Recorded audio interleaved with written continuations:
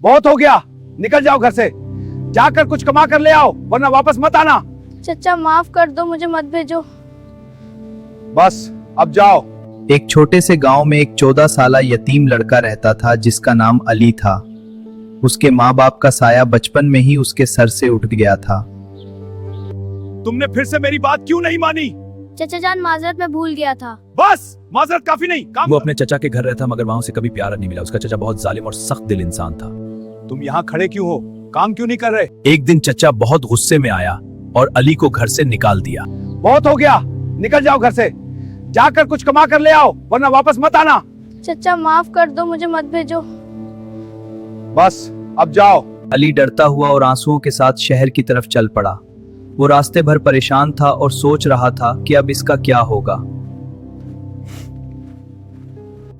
रास्ते में उसे कुछ अजनबी लोग मिले। उन्होंने उससे नरमी से बात की और उसे अपने साथ ले गए, मगर वो दरअसल अगवाकार थे। उन्होंने अली को एक जगह कैद कर लिया और उसे जबरदस्ती भीख मांगने पर मजबूर कर दिया।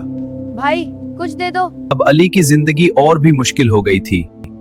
वो सुबह से शाम तक सड़कों और बाजारों में बैठकर भीख मांगता और शाम को वो लोग उससे सारे पैसे ले लेते।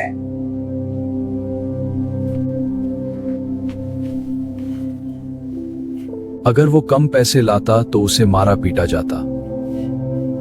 हर रात वो रोता था और अल्लाह से दुआ करता था कि कोई उसकी मदद करे।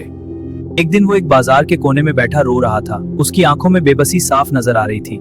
तभी एक रहमदिल आदमी वहां से गुजरा। इसने अली की हालत देखी। उसने नरमी से पूछा कि क्या हुआ। अली ने उसे अपनी पूरी कहानी सुना दी। वो आदमी बहुत अफसुर्दा हुआ। बेटा ये फकीरी वाला काम छोड़ दो। इन पीसों से कुछ खरीद कर बेचना शुरू करो। मेहनत करोगे तो अल्लाह बरकत देगा। ये अल्फाज अली के दिल में उतर गए। अगले ही दिन उसे मौका मिला और वो उन लोगों से भाग निकला।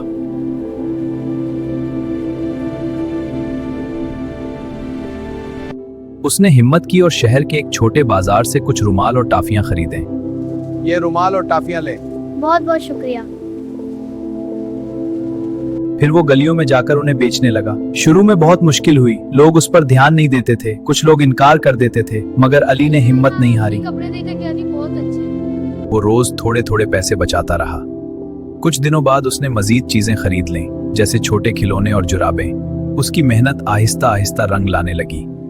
अब वो गलियों में सिर्फ छोटी चीजें नहीं बल्कि सस्ते कपड़े भी बेचने लगा। वो कपड़े लेकर घर घर जाता, लोगों को दिखाता और थोड़ा थोड़ा मुनाफा कमाता। बच्चे कपड़े दिखाओ, क्या रेट है? बहुत सस्ते, सिर्फ 100 रुपए। ठीक है, ये वाला दे दो। शुक्रिया। लोग उसकी ईमानदारी और मेहनत से मुतासिर होने लगे। वाह बेटा, बहुत अच्छा काम कर इसके ग्राहक बढ़ने लगे और उसका हौसला भी बढ़ता गया।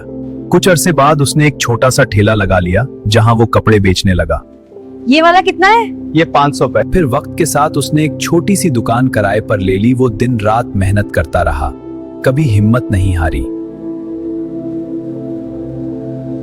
साल गुजरते गए और वही यतीम लड़का जो कभी भीख मांगता था अब एक कामयाब ताजिर बन चुका था। उसकी शहर में एक बड़ी कपड़ों की दुकान थी जहां दूर दूर से लोग खरीदारी करने आते थे। ये बहुत अच्छी क्वालिटी है।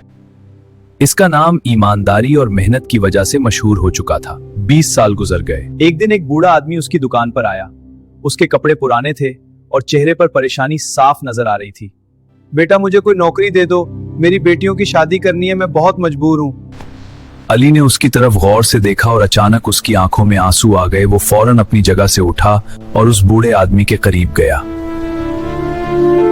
आपने मुझे पहचाना नहीं, मैं वही लड़का हूं जिसे आपने बरसों पहले एक नई जिंदगी दी थी। मुझे भीख नहीं दी थी बल्कि मेहनत का रास्ता दिखाया था। आज मैं जो कुछ भी हूं आपकी वजह से हूं। फिर उसने कहा कि आपको नौकरी की जरूरत नहीं, आप मेरे साथ इस दुकान के मालिक की तरह रहेंगे। बूढ़े आदमी की आंखों से आंसू बहने लगे, मगर इस बार ये खुशी के आंसू थे। अली ने न सिर्फ उसका सहारा बना बल्कि उसकी बेटियों की शादी का भी बंदोबस्त किया। उस दिन एक नेकी ने अपना फल दिया और एक छोटा सा अच्छा काम एक पूरी जिंदगी बदलकर वापस लौट आया।